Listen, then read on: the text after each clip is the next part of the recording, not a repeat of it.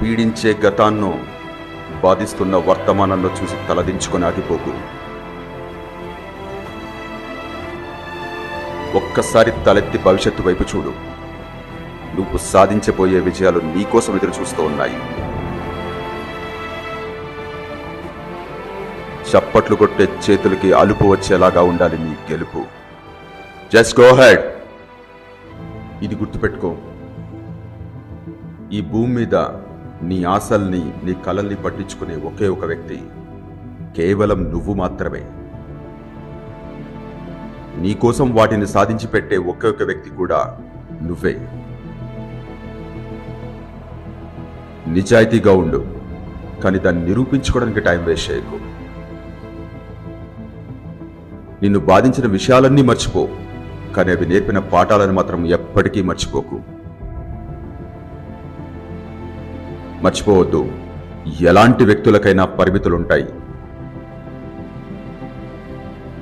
నువ్వు ప్రాణాలతో ఉన్నంత వరకు నీ ముందుండే ఏ కష్టము శాశ్వతం కాదు. అలాంటి కష్టాలను చూసి భయపడి ఏ నిర్ణయమో తీసుకోకు.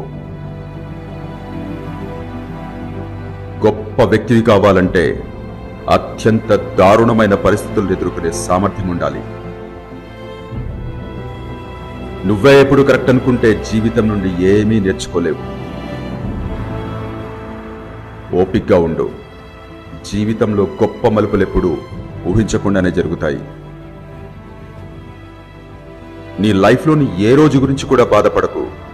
ఎందుకంటే మంచి రోజులు సంతోషాన్నిస్తాయి, చెడ్డ రోజులు అనుభవాన్నిస్తాయి, చెత్త రోజులు పాఠాలనిస్తాయి, అలాగే గొప్ప రోజులు జ్ఞాపకాలనిస్తాయి.